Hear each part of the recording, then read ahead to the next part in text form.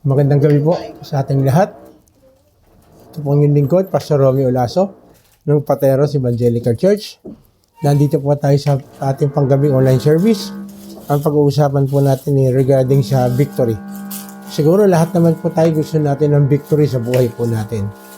Pero meron pong isang tao, isang hari, sa pangalang Haring David, na lagi meron po siyang victory from the Lord. No, titingnan natin kung bakit lagi binibigyan siya ng victory ng ating Panginoon. Pero bago tayo magpatuloy, hingi muna tayo ng nagbibigay ng victory. Walang iba kundi ating Panginoon. Tayo po'y pumikit, tayo po'y manalangin. Panginoon, salamat. Dahil ikaw isang Diyos na palagi gusto mo ang iyong mga anak ay lagi nagtatagumpay. At alam po namin, Panginoon, ang victory, kayo lamang ang po pwede magbigay. Kaya hayaan niyo po, Panginoon, na sa gabing ito, tunay na maunawaan namin kung ano ba, kung paano ginawa ni David, ano ba nangyari, bakit palagi siyang victory. Sa pamamagitan po ng inyong Holy Spirit, ay tunay na magbibigay po sa amin ng liwanag para maranasan din po namin yung victory na naranasan po ni Haring David. Sa pangalan ni Jesus, ito po aming samot dalangin. Amen. Amen. So, titignan po natin. Victory came to King David. Why? Letter A, ginawa niyang refuge o kanlungan ang Diyos. Awit 144, 1. Purihin si Yahweh na aking kanlungan. No? Purihin si Yahweh na aking kanlungan. Alam niyo po, isa ito sa pinakapwede nating ipagmalaki bilang mananampalataya na tayo ang ginagre-refuge tayo sa ating Panginoon. Kaya sabi po sa awit 2:12, si David pa rin, si Haring David, yumukod kayo at magparangal, baka magalit siya at bigla kayong parusahan. Mapalad ang taong ang Diyos ang kanlungan. So mapalad daw yung mga taong nagte-take refuge o nagkakanlong sa ating Panginoon. Bakit?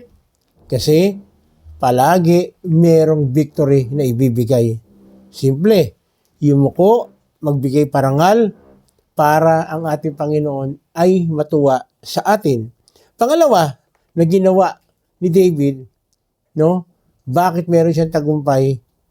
Sinanay niya po, letter B, sinanay niya ang kanyang sarili. No? Awit 144B. Sa pakikibaka ako ay sinanay, inihanda ako upang makilaban. Hindi pinayagan ng Lord na mapalaban si Haring David nang walang training. Palagi sinanay niya ito. Kaya naman, makikita natin si David physically, emotionally, spiritually, talagang nasanay siya. At sabi po sa 1 Timothy 4:8, sa pagsasanay ng katawan ay mayroong pakinabang. Opo, exercise. No? Pagsasanay. Ngunit ang makadiyos na pamumuhay ay mapapakinabangan sa lahat ng paraan. Totoo po ito. Kapag tayo po ay naging godly sa ating pamumuhay, meron po tayong mapapakinabangan, meron pakinabang. Sapagkat ito'y pangako, hindi lamang para sa buhay na ito ngayon, kundi maging sa buhay na darating. Ibig sabihin, yung mga nangyayari pala, na mga, sa tingin natin, quote and quote, is walang pakinabang, meron pala. Ito pala, sinasanay pala tayo ng Diyos para meron pang mga susunod na laban na magiging handa tayo. Parang ganito. Sinanay ka doon sa paglalaro ng basketball. No? Sa larangan ng basketball. At dahil nasanay ka, meron kayong nakalaban, tinalo ninyo. Nagtagumpay kayo. Sa susunod na laban, meron kayong mapakalaban na gano'n. Makikita mo na para bang ang dali pa ng talunin. Ang unang diyan, maging united kayo sa team. At maging united kayo kay Lord. Ibig sabihin, tingnan niyo po, anong ginagawa po ng yung naglalaro ng dito sa ating Pilipinas, ano sinasabi? Puso. Puso para kay Lord.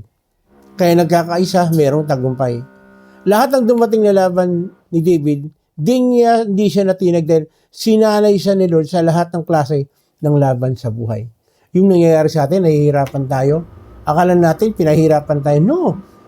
Ginagawa ito ni Lord para masanay tayo sa lahat ng klase ng laban. At ito maganda, pagka ginawa po natin ito na naging stepping stone to, makikita mo kahit na anong problema dumating sa iyo, kayang-kaya mo na. Hindi ka gaya ba nung iba na bigla na lang nag-suicide, naggawa ng hindi maganda kasi hindi nakayanan. Bakit? Kasi hindi nasanay. Hindi nakaranas ng hirap. Kaya nga po, sa totoo lang po hindi ko na po inaano yung mga mayayaman. Pero maraming mga mahihirap na nasanay na kahit anong hirap na dumating sa kanila, hindi na alintana. Of course, si Lord gagawa ng paraan, lalo na yung paghihirap na nararanasan natin is testing sa buhay po natin. Training po yun. Kaya nga kung ano man yung naranasan natin na hirap, huwag tayong mag-ano doon. Tingnan natin palagi, ano ba ang lesson na natututunan ko dito sa problemang ito? Ano ba ang matututunan ko dito sa dumating na sakuna o anumang bagay? Anong lesson? Palaging dapat tatanungin natin, anong lesson? Bakit tinayaan ng Lord na mangyari ito? Kay David, training. Nung una, ano siya? Isa lang siyang tagapag-alaga ng hayop. Pero, nung siya ay lumaban kay Goliath, kung natatandaan po ninyo, ano sabi niya? Nasanay daw siyang lumaban na yung leon, pinapatay niya sa pamamagitan ng kanyang hawak yung hawak ng shepherd, no? Yung pangtaboy niya sa mga lobo, no? Doon sa mga hayop. Ano sabi ni David? Sinanay ako ng Lord dahil merong mga darating na laban. Kaya naman si David, even na naging hari siya, hindi siya nababala, hindi siya natataranta. Bakit? Nasanay na siya na kapag may problema, lalapit siya kay Lord. Kaya pala, hinayaan ng Lord yung mga dumarating sa ating problema, yung testing na dumarating sa atin. Bakit? Para masanay tayo na lumapit sa Kanya. Si David, lahat ng laban niya, nagtatagumpay siya kapag lumalapit siya kay Lord. Kaya nga palagi ko sinasabi ito sa ating pag-aaral, He inquired the Lord. Palagi nag-i-inquire siya kay Lord kung paano niya haharapin. Bakit? Kasi napatunayan niya nasanay na siya, na-train na siya, na kapag may problema, lalapit kagad kay Lord. Hihingi ng tulong kagad kay Lord. Kaya ang galing Si David, kung titingnan natin, siya ang pinaka-victorious na hari ng Israel. Sa lahat ng laban, palagi meron. Actually, hindi pa siya hari Nagtatagumpay na siya, tao pa lang siya ni Haring Saul. Kaya nga, di ba, dumating yung time, nagselo si Saul sa kanya. Bakit? Kasi nakakapatay daw si Saul ng 1,000, tapos si David nakakapatay ng 10,000. Siyempre, naiinggit yung si Saul. Pero bakit nangyari yun?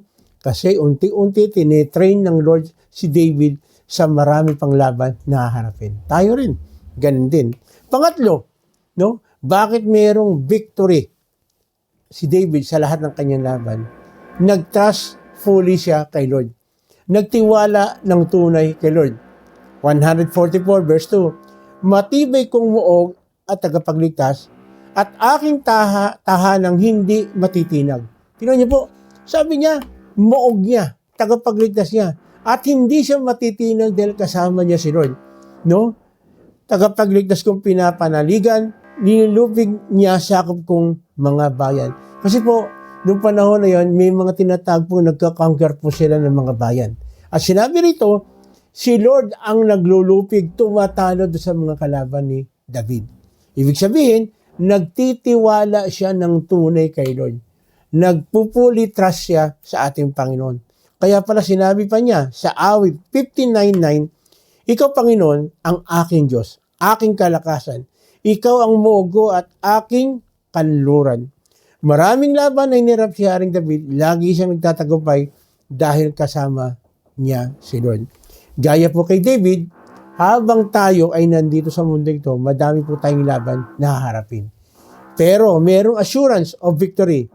Gawin natin, ginawa ni Haring David, gawin nating refuge ng ating buhay si Lord.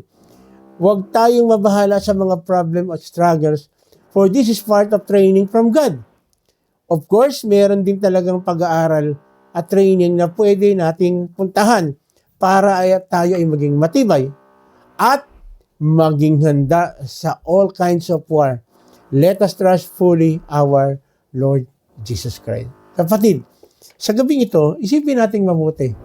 Nababahala ka ba dun sa mga parang mga problema na dumarating? Natatakot ba tayo doon sa mga bagay na hindi natin alam kung anong po pwedeng susunod na mangyayari? Si David, lahat ng laban niya, he fully trusted the Lord. Nag-i-inquire siya kay Lord. Nagtatanong siya kay Lord. Alam po niyo, ito po ang pinakamaganda sa ating Panginoon. Kapag nagtanong tayo sa Kanya, meron siyang sagot. And tao, pagka nag-inquire tayo sa tao, humingi tayo ng advice, may tendency pa na magkamali yan.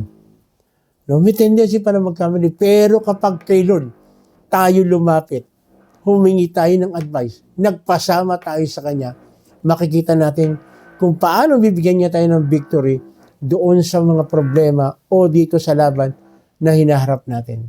Alam ko po, ang bawat isa po sa atin ay may kanya-kanyang laban. Alam ko po, kasama po ako dyan, lahat po tayo, may hinaharap na suliranin.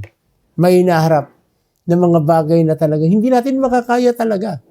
Kaya nga, we must take refuge totally to our God. We must obey what the Lord is telling us to do. Ano pa?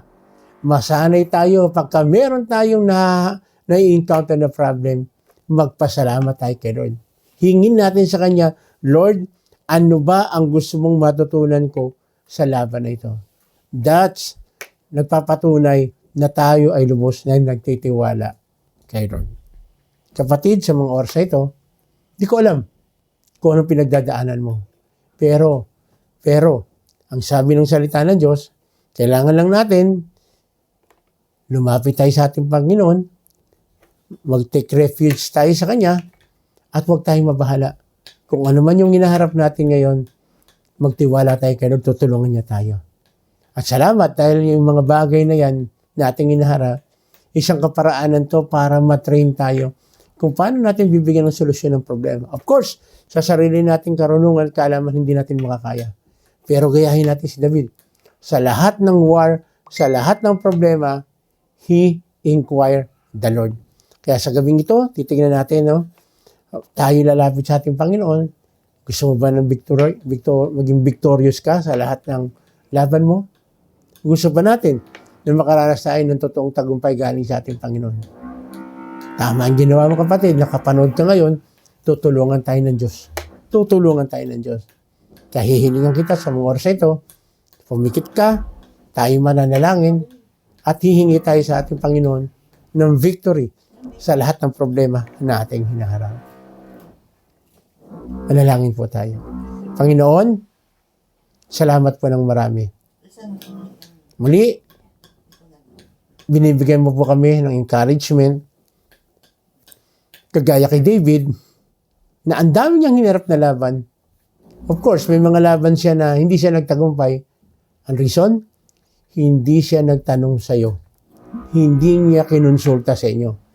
Pero dito sa mga laban na pinag-aralan namin sa gabing ito, lahat ito nagtagumpay siya kasi nagtanong siya sa iyo.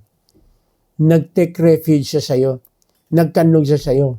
At alam niya, yung bawat laban, dahil nag-refuge sa iyo, pinaliwanag mo sa kanya kung bakit mo pinahintulutan na mayroong mga bagay na harapin. Sa lahat ng laban, hindi siya nahihirapan dahil nasanay na siya na kapag may laban, sa iyo po lalapit. Sa iyo po lalapit. At nagtiwala siya ng tunay sa kanyang buhay dahil ikaw ay talaga naman mapapagkatiwalaan. Dahil ikaw ay matibay na muog, tagapagligtas, at tunay na hindi matitinag kahit na anong laban ang aming harapin. Lord, sa mga oras na ito, sino man sa bawat sa amin na merong hinaharap na mabigat na laban, Lord, binababa namin lahat sa ito. Sinusurrender namin lahat sa ito, Lord. Kagaya kay David, turuan mo po kami kung paano na namin haharapin itong laban na ito. Hindi namin kaya malapit po kami sa iyo. Sige kapatid, sa mga oras na ito, sabihin mo, ano yung mga bagay na hindi mo alam kung paano mo haharapin. Bigyan tayo ng Lord ng knowledge at wisdom. Yes, Lord. Naririnig niyo po, Panginoon, ang panalangin ng aking mga kapatid. Naririnig po niyo, Panginoon, yung mabigat nilang suliranin. Yes, Lord. Yes, Lord. Itong hinaharap po namin problema, Lord, ito ay training lamang sa amin. Dahil lang po namin, hanggat nandito kami sa lupang ito, sa mundong ito, marami pang mga laban, problemang haharapin. Pero salamat, dahil kami ay nagtiwala, kami ay na-train na laging magtiwala sa iyo, victory will come. Victory will come, kagaya kay Haring David. Kagaya kay Haring David. Kapatid, meron kang physical na karamdaman sa mga oras na ito, it's about time. Hilingin mo kay Lord. Sabihin mo sa Kanya kung ano yung physical na karamdaman na yan. Mahal na mahal ka ni Lord. Gusto ng Lord, makalaya ka dyan. Angkinin mo yung kagalingan. Sige, sabihin mo, Lord, gusto ko po ng kagalingan. Magtiwala tayo. Sabihin natin sa Kanya. O meron kang kakilala, kaibigan, mahal sa buhay na meron din karamdaman, hilingin mo sa mga oras na ito. Napakaganda nito na tayo ang gamitin ng Lord para sa problema ng ating mga kapatid, ng ating mga mahal sa buhay. Yes. Sabihin natin sa Panginoon, pangalan ng kakilala natin o malapit sa atin, kapatid natin na may karamdaman. Gustong bigay ng Lord ang kagalingan. Ang kailangan natin magtiwala sa ating Diyos. Emotionally, meron kang problema sa iyong asawa, sa iyong anak, sa iyong magulang, sa iyong kapatid, kasama sa trabaho, sa eskwela, sa komunidad na ginagalawan natin. It's about time. Tulungan tayo ng Lord. No? Mawin natin sila. Magkaroon ng tinatawag na reconciliation. Ayaw ng Lord na meron tayong kalaban. Ayaw ng Lord na meron tayong kaaway. Ang kaaway lang natin sa Satanas na gumagawa para tayo sirain. Pero mahal na mahal tayo ng Diyos. Gusto ng Lord ibigay ang pinaka-the best para sa atin. Magtiwala lang tayo, mag-take refuge lang sa ating Panginoon. Matuto tayo magpatawad at matuto rin tayo humingi ng tawad kung kinakailangan. May problema ka, financially, ang sabi ng ating Panginoon, siya ang ating great provider. Maaring may tinuturo sa Lord kung bakit hindi pa binibigay. Maaring may sinasabi sa si Lord sa mga panahong ito. Hingin natin kay Lord, ano nga ba yung kailangan mong gawin para ikaw ay tulungan ng Diyos ng provision. I-provide ang pangangailangan mo. Dahil sinabi ng Lord, pangako niya, ang kanyang mga anak, ang kanyang lingkod ay hindi niya pagkukulangin. Ibig sabihin, siya ang magpo-provide lahat ng ating pangangailangan. Yes, in Jesus' name. Lord, sa mga oras ito, pagpalain niyo po ang aking mga kapatid na diriwang ng kanilang kaarawan o ng kanilang anniversary. Tunay makita po nila, Panginoon, na kaya sila umabot o nagkaroon ng extension ng buhay nila dahil sila ay nagtiwala, dahil sila ay naniwala, dahil sila ay nanalig na ikaw ang pwedeng pagkatiwalaan sa buhay na ito. Maging pagsasama ng mag-asawa, kanyang anniversary, pagpalain niyo po, Panginoon. Dahil ikaw rin, Panginoon, ang naging Diyos nila sa kanilang kalagitnaan. Ikaw ang tunay na nagturo sa kanila kung paano po magtatagumpay o magiging maayos ang pagsasama nila bilang mag-asawa. Panginoon, salamat po. Dahil ang aming bansa ay unti-unti nakaka-recover, tumaayos, gumaganda. Lord, hindi dahil matalino ang aming presidente, kundi ikaw ang nagbibigay ng katalinuhan sa kanya upang maging maayos ang takbo ng aming bansa, Panginoon. Pagpalain mo po ang aming presidente hanggang sa pinakamababang nanunungkulan dahil hindi magagawa ito ng presidente kung walang tulong ng kanyang mga subordinate. Tulungan niyo po, Panginoon, na totoong mag-submit sa laang lahat sa mga authority na itinatag po ninyo, Panginoon. Bigyan niyo rin, Panginoon, ng pananatakot ang kapulisan at mga sundalo upang gampanan nila ang kanilang tungkulin para sa bansa, hindi para kung kaninong tao lamang. Salamat, Panginoon, dahil alam po namin na marami ka pang gustong ituro sa amin. May mga bagay ka pa na gusto mo na mangyari sa amin. Pero salamat, dahil palaging yung victory, pangako mo, ibibigay mo sa mga nagtitiwala at nagkakanlong at nasanay na doon sa mga bagay na binibigay mo po na hindi nagre-reklamo. Bagkus, tinuturing ito na pagsasanay para lalo pang tumibay sa aming pananampalataya. Pagpalain niyo po, Panginoon, ang aming mga leader, na lalong-lalo na po yung mga leader namin po sa churches, ang bawat mga pastor. Hayaan niyo po, Panginoon, na tunay na ang bawat isa sa amin ay tunay na magtiwala lamang sa inyo at hindi sa tao, hindi sa material na bagay, kundi sa inyo lamang. Kagaya kay Haring David, lagi lumalapit, humihingi ng advice, nag-i-inquire, dahil ito ang tanging paraan para kami magtagumpay sa buhay na ito. Muli, Panginoon, salamat po. Dahil alam po namin, habang kami ay lumalakad, araw-araw, kailangan namin ng inyong guidance, kailangan namin ng tulong ninyo para hindi po kami maligaw, hindi kami mawala sa inyong presensya. Muli, inaangkin namin na magaganap, mangyayari lahat ng bagay na ito. Hinihiling po kasi namin ito sa matamis sa pangalan ng aming Panginoong Sus. Lahat po tayo magsabi ng Amen. Muli, ito pong yung lingkod, Pastor Romeo Olaso ng Pateros Evangelical Church. Nagsasabi po, kung meron po kayong katanungan, may mga bagay kayong gustong i-inquire, wag po kayong magkatubili, mag-PM po kayo sa amin. Gayun na rin, kaya pag kayo po ay merong naranasan na victory, nakaranas po kayo ng kagalingan, na-solve po ang problema ninyo sa pamamagitan ng programang ito na inyong pinapanood, wag po naman ninyo kami pagdamutan. Baka pwede nyo naman po kaming i-PM din na sabihin ninyo na merong magandang nangyari sa inyong buhay sa pakikinig po ng mensahe na binibigay namin tuwing Miyerkules ng gabi. Muli, ito po yung lingkod, Pastor Romy Olaso ng Pateros Evangelical, nagsasabing pagpalain po tayo ng ating Panginoong Jesus.